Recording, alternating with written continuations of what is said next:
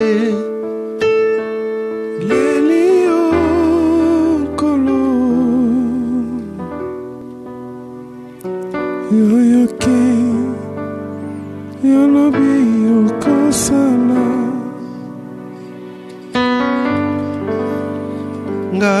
na mitungisi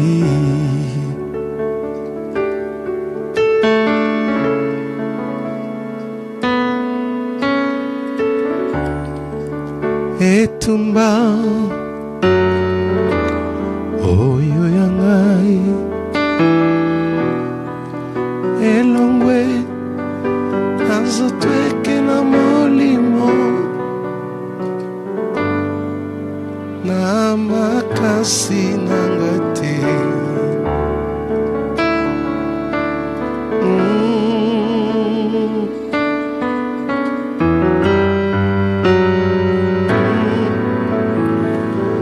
mokano na yo ekokisama yawe kolo nanga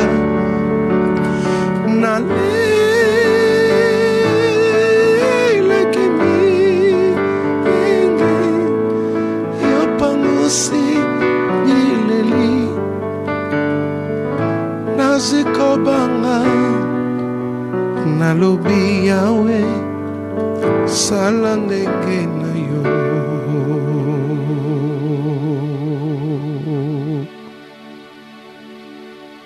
Haleluya sala ndenge na yo nkolo sala ndenge na yo Yesu Haleluya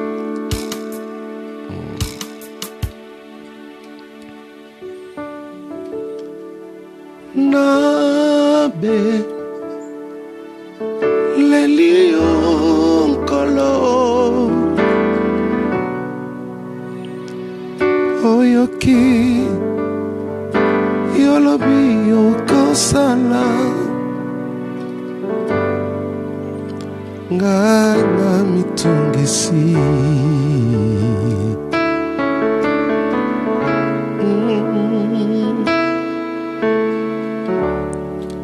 etumba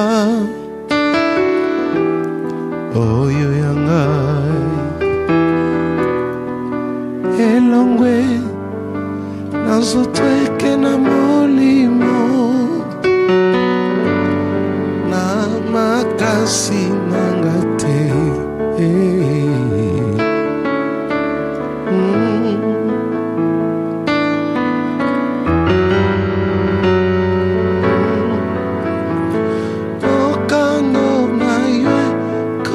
sama yawe kolo nangai na leleki mingi yopangusi bileli nazikobanga nalobi yawe sala ndenge na yo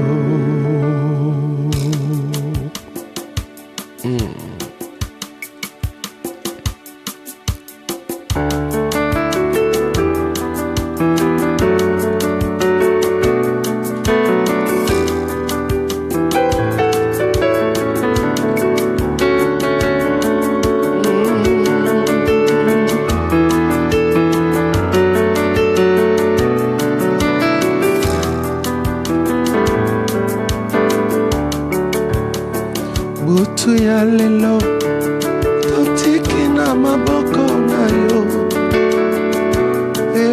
yawe papa sala ndenge na yo butu ya lelo nyonso na maboko na yo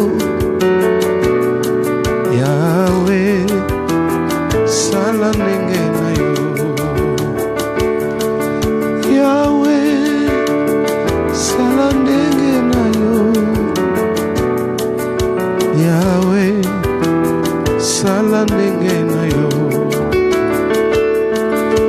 yawe sala ndenge na yo yawe sala sala ndenge na yo. Butu ya lelo totiki na maboko na yo. Yawe papa sala ndenge na yo. Liboto na ngai nyonso na maboko na yo. Yawe sala ndenge na yo. Yawe sala ndenge na yo. Yawe sala ndenge na yo. Yesu sala ndenge na yo. Yawe sala ndenge na yo. Yolobaki yakufaki nyuma na sepe na ye na mikumba na ngai. Yawe sala ndenge na yo. Yawe sala ndenge na yo. Yawe sala ndenge na yo. Yawe sala ndenge na yo.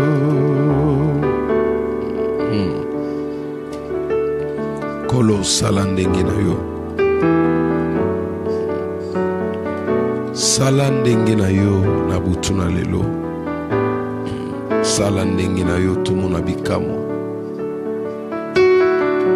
Sala, sala, sala Yawe na bomoi na ngai. Sala ndenge na yo. Sala ye, sala ye Yesu. Yawe sala ndenge na yo. Kolo sala ndenge na yo. Sala ndenge na yo na butu na lelo. Sala ndenge na yo bomoi na ngai bika. Sala ndenge na yo bomoi na ngai kangolama. Sala ndenge na yo Seigneur. Alléluia.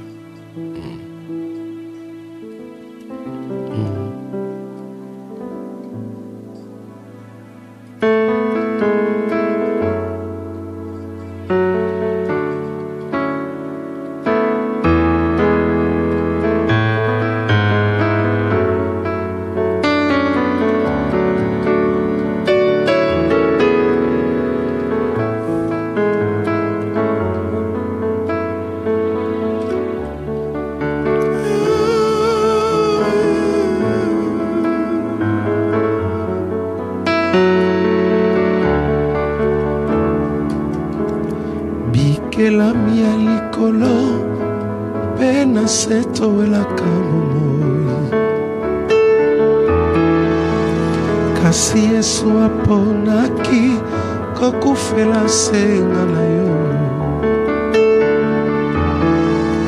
Azalaki ndembeka epai na Nzambe Tata. Anakukulama pesamaki na babomi nyama. Yesu atombolaki mongongo mpe agangaki na singa ya mokano na Nzambe.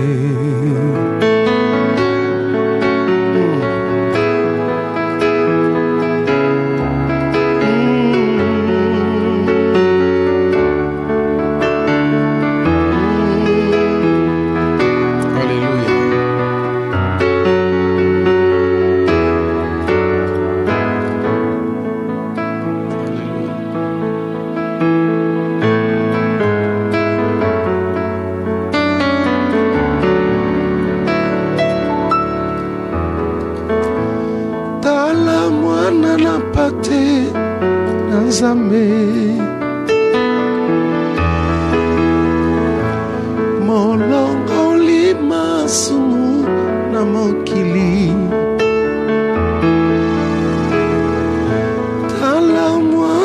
mwana mpate na Nzambe ndeko yaka mona bebila Yesu nalelaki mingi pasi na ngai sangaki moto abikisa ngai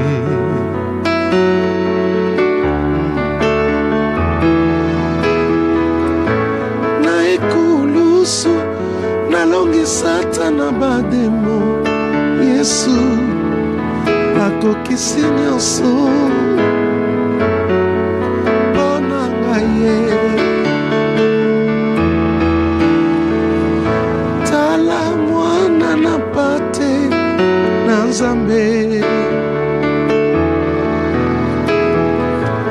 molongoli masumu na mokili tala mwana na mpate na Nzambe ndeko yaka mona bebele Yesu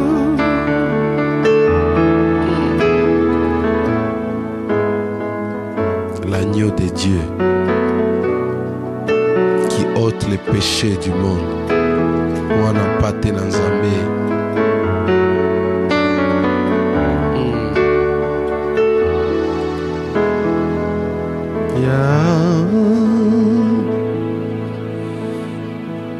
kolone tolama pambolama po tozali Nzambe pambolama po tozali mokonzi mwana na mpate. Alléluia. Alléluia. Jésus.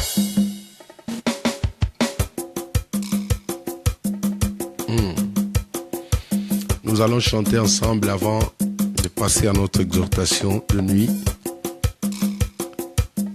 Nous allons passer nous allons prendre ces chants. Je crois que ensemble nous allons chanter cette chanson. J'aime beaucoup ces derniers temps, ça m'inspire beaucoup. Alléluia.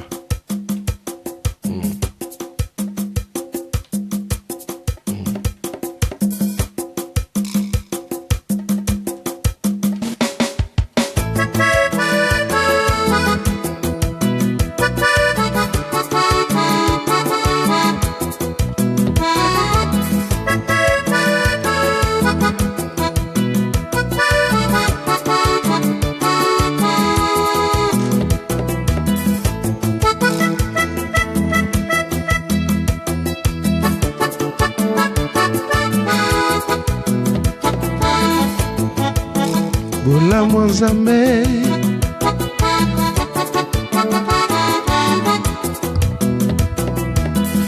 aukola lelele awe tulesa aukola lele aukola lele maweja wachama aukola lele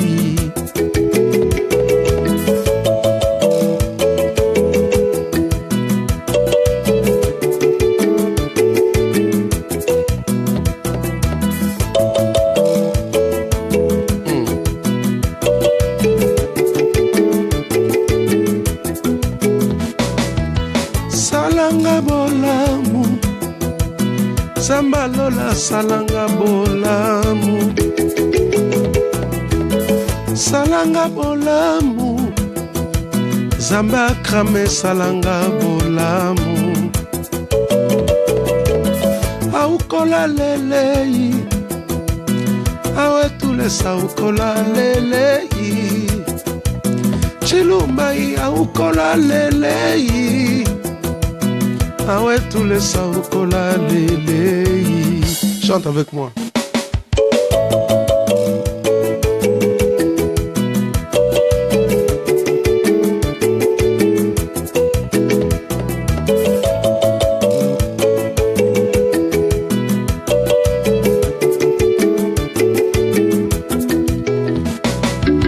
Salanga bikamwa mbula oyo salanga bikamwa,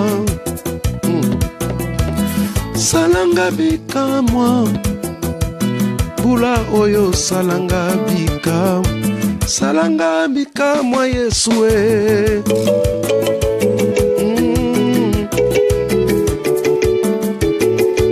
Salanga bikamwa na yo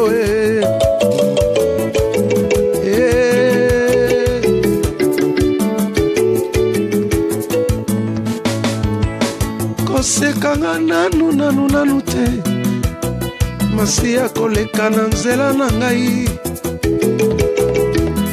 kochola ngai mingi te, Yesu akoleka na epa na ngai, likambo ezowumela mpo nini papa nga nakobika na nga na bolamu ya Nzambe. S'il te plaît sala ngai namona, mwana Nzambe sala ngai namona, Chilumbai sala ngai namona, Kolo Yesu sala ngai namona.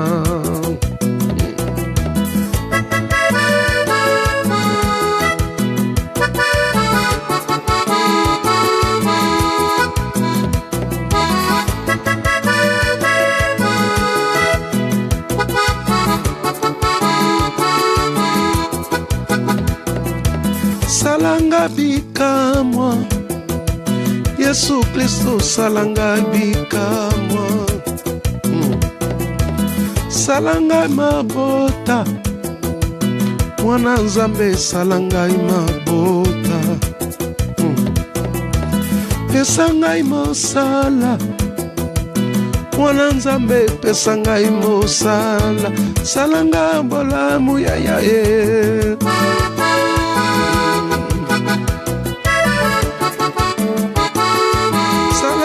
bikamwa Yesue.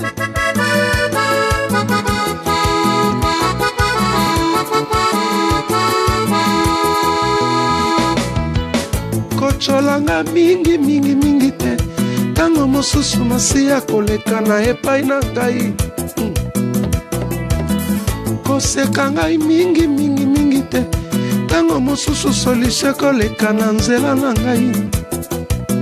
S'il te plaît sala ngai namona, 2017 sala ngai namona, Alléluia. Sala ngai namona, Kolo Yesu sala ngai namona, Alléluia.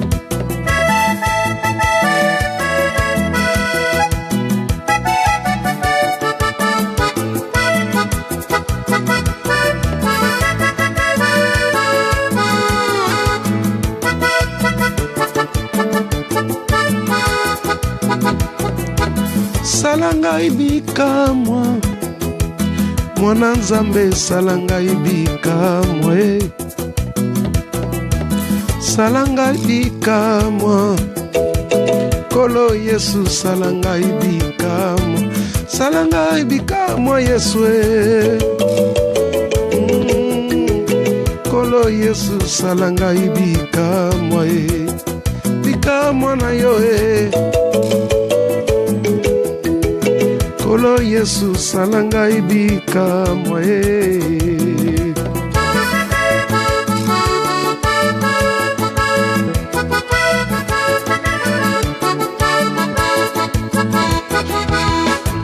Nzambe nanga nayoka nkombo na yo na sango, lelo yo yaya nalingi ekoma tuna ngai.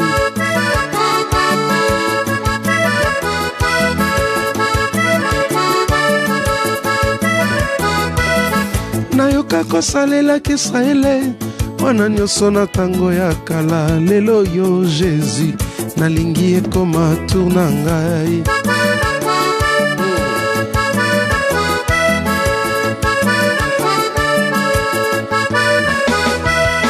Nayoka kosalaki bikamwa wana nyonso na tango ya kala, lelo yo yaya nalingi ekoma tuna ngai.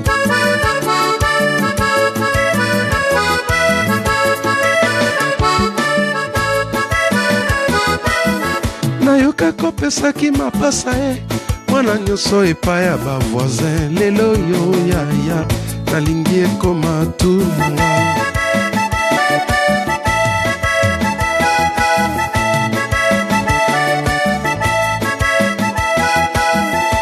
Zambe nanga nayoka kombo na yo na sango lelo yo yaya nalingi ekoma tunanga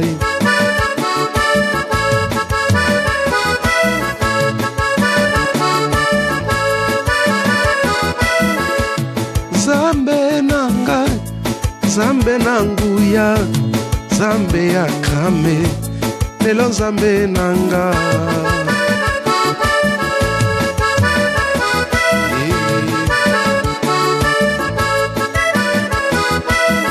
nayoka kosalaki bikamwa wana nyonso na tango ya kala lelo yo papa nalingi ekoma tourna ngai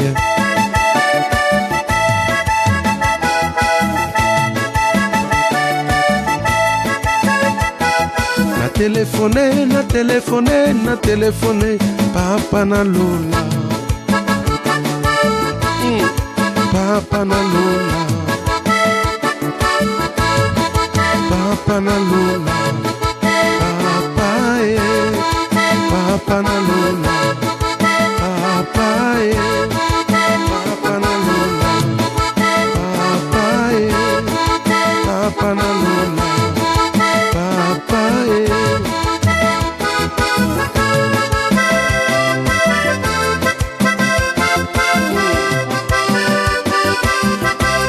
tango ekoki elombe ya telemi banguna na ngai nyonso bakoti confusion kosana bango ezalaka kese yo bolimwa batielaki yo mitambo na nzela po yo boli lelo bape baluki masi aza na ngambo na biso abeti tololo balula bita amakita na bango bakomi kofondi elonga ya biso mokonzi aza koya.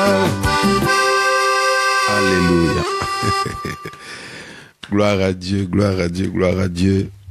Merci Seigneur, merci Saint-Esprit pour ces petits moments de louange. Merci pour ces moments de louange à Dieu. Comme je l'ai toujours dit, j'ai souvent dit, la Bible déclare dans les Actes des Apôtres, au chapitre 12, si je ne me trompe pas, la Bible dit que Paul et Silas chantaient les louanges à Dieu, les louanges à l'Éternel. C'est-à-dire que cette nuit-là, ils étaient focalisés sur la louange. Ils ne pleuraient pas. Cette nuit-là, bien qu'étant enchaînés, mais ils ont chanté, mon frère Bill. Paul et Silas ont chanté tout en étant enchaînés. Ils ne se sont pas rendus compte qu'ils étaient malades. Ils ne se sont pas rendus compte qu'ils n'avaient pas de papiers. Ils ne se sont pas rendus compte de leur réalité, de leur présent, de leur quotidien. Mais tout ce qu'il fallait pour eux, c'était la louange à Dieu. Et la Bible souligne qu'ils chantaient le louange à Dieu. Mon ami, quand tu chantes pour Dieu, Maman Tété, quand tu chantes pour Dieu, quand tu adresses le louange à Dieu, mon ami, tu bouges le trône. Laisse-moi t'expliquer quelque chose. Ce jour-là, Dieu était assis sur son trône. Cette nuit-là, il y avait plusieurs églises qui passaient la nuit de prière. Il y avait plusieurs églises qui priaient cette nuit-là. Mais la différence, c'est quoi? C'est que dans certaines églises, ils ont mis du temps à expliquer, à pleurer, à faire je ne sais pas quel type de prière. Mais Paul et Silas, mon ami, ils se sont dit non, on va seulement louer. C'est-à-dire qu'on va accuser personne. Nous n'allons pas nous acharner sur quelqu'un d'autre, comme j'ai toujours dit. Mais cette nuit-là, ça dit que Dieu attendait que quelqu'un puisse secouer son trône. Et quand ils ont commencé à chanter, le trône de Dieu a commencé à bouger. Nzamba fandi na lola, kiti bando ningana, kiti oh là là, kiti nzambe bando ningana. La louange montait tellement, un parfum de bonne odeur. Maintenant, Dieu envoie ses anges, je dis, mais dis, regardez un peu là-bas. Il y a une louange qui est en train de bouger mon trône là, je ne sais pas, mais il y a je vois plusieurs églises, mais je vais savoir exactement la provenance de cette louange-là. Mon ami, tu sais qu'à ce moment-là, il y a des gens qui chantent pour Dieu. À ce moment-là, il y a les églises qui louent. À ce moment-là, il y a des adorateurs qui adorent. Mais toi, tu peux te démarquer parmi tant de personnes qui louent Dieu à ce moment. Par ta manière de louer, mon ami. Quand tu loues avec le cœur, quand tu loues avec ton âme, avec ton esprit, avec ton corps, mon ami, tu te démarques. Cette nuit-là, bon, je crois que c'était un 25 décembre ou un 31 décembre, parce que là, tout le monde est en feu. Mais ce jour-là, quand Dieu a tourné ses yeux sur terre, il a regardé, il a dit, waouh! Ce qui a étonné Dieu, Dieu était face à des personnes qui n'étaient pas bénies physiquement, c'est-à-dire des personnes attachées, des personnes qui étaient des handicapés, c'est-à-dire ils ne pouvaient pas faire bouger quelque chose là. Ils étaient condamnés, menottés, mon ami. Mais comment ces gens-là peuvent chanter pour Dieu? Dieu était étonné et Dieu a appelé les 4 êtres vivants. Il leur a dit, venez, venez, venez, venez mes amis. Est-ce que vous voyez ce que je suis en train de voir? Mon ami, Dieu était content. Il dit, pour une fois sur la terre, une personne qui est enchaînée, une personne qui est dans la douleur, m'adresse une louange. Mon ami, Dieu est étonné. Dieu s'est dit, mais je n'ai jamais vu ça.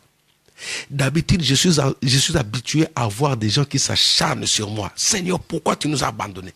Seigneur, pourquoi tu ne regardes pas? Seigneur, tu as laissé m'étrangler. Seigneur, Seigneur, mais pourquoi? Mais ce jour-là, mon ami, ils se sont démarqués. C'est-à-dire qu'ils ont pris leur présent là. Leur situation là, ils se sont dit, bon, ça, on va le mettre à côté, mais on va d'abord élever le nom de Dieu. C'est pourquoi, mon ami, quand on loue comme ça, essaye d'oublier d'abord que en piaka. Hein? Quand on loue comme ça, Irène, essaye d'oublier tout ce qui te passe là dans la tête. Quand on loue, mon ami, vois Dieu. Sois focalisé sur Dieu. Sois focalisé sur Jésus-Christ. Et c'est cette louange-là, mon ami. Quand le trône a bougé, Dieu n'était pas tranquille. Alors qu'au début, il y avait d'autres églises qui priaient aussi. Il y avait des gospels, il y avait tout. En Amérique, les gens chantaient. Au Congo, n'en parlons pas chez moi. Les gens priaient, les gens chantaient. Mais la seule louange qui a bougé le trône de Dieu ce jour-là, c'était la louange de Paul et Silas. Et Dieu s'est dit, je ne peux pas rester indifférent devant de telles personnes. Je ne peux pas rester indifférent devant une telle personne. Mon ami, tu sais, quand tu as des problèmes, quand tu as des douleurs dans ton cœur, hein, quand tu ne vois rien et que tu te dis, Jessica, que Dieu te bénisse là, quand tu te dis non, n'a pas un problème mais je vais élever le nom de Jésus. Quand tu te dis non, oui, je vais intercéder, mais là, je vais d'abord me consacrer, je vais d'abord louer Dieu, mon ami. Quand tu te mets comme ça, ça ce sont des numéros à haute tension. Dieu est faible. Et quand il voit une personne qui était censée pleurer, une personne qui était censée pleurer, crier au secours, au secours, au secours, ils n'ont pas fait ça, mon ami. Paul n'a pas crié au secours. Paul n'a pas dit Dieu envoie quelqu'un pour venir dire. Non, la Bible dit qu'ils ont adressé le louange à Dieu. C'est pourquoi cette nuit-là, si tu chantes avec moi, maman, je te dis que quelque chose se passe automatiquement. Le problème qui est en toi là, il y a un mot potamba au nom de Jésus. Oui. Donc voilà un peu cette philosophie, je peux appeler ça une philosophie du Saint-Esprit. Il nous inspire. Parfois, tu as envie d'aller dans la musique douce, hein, que nous appelons communément adoration, mais tu sens au-dedans de toi que ça, c'est pas le moment. Donc parfois, Dieu veut qu'on aille comme ça. Dodo, que Dieu te bénisse. Parfois, Dieu veut nous voir comme ça, en train d'adorer, en train de louer. C'est-à-dire la louange forte. Mon ami, certains vont te dire que non, la louange, c'est un peu charnel. Non, mon ami, dans la louange, il y a un secret. Il y a un grand secret. Tu vois, certaines personnes, quand ils dansent, mon ami, ils bougent le trône. Parfois, quand tu adores là, l'esprit n'est même pas là, mais tu fais semblant de fermer les yeux, mais au-dedans de toi, là, Dieu ne sent rien. Mais la personne qui danse là, la personne on est en train de qualifier charnée là, comment lui, pasteur, peut danser comme ça? Comment lui, mon ami, Dieu agrée. Et quand Dieu agrée, il descend, il libère la personne, il change automatiquement sa vie. Pourquoi? À cause de la louange. Ils ont chanté des cantiques pour Dieu. Ils ont loué Dieu, mon ami. Laisse-moi te dire, si là où tu es, tu as des douleurs, tu as des problèmes qui t'ont dépassé cette nuit-là, je te demande tout simplement de louer Dieu. Ça ne va pas prendre longtemps. Je suis en train de te préparer juste à la louange. C'est-à-dire que cette nuit-là, la Bible déclare que la louange brise les chaînes, mon ami. Jéricho est tombé. Il y a certaines adversités, mon ami. Dieu t'appelle à le louer seulement. Il y a certaines adversités, mon ami. Tu t'élèves seulement, tu commences à chanter. Et quand tu chantes là, dans le camp adverse, mon ami, il y a des missiles, il y a des bombes c'est-à-dire il y a la pluie des bombes là-bas. C'est pourquoi des fois, il faut suivre la mouvance du Saint-Esprit. Il faut se laisser emporter, mon ami. Il faut se laisser conduire par l'Esprit. Amen.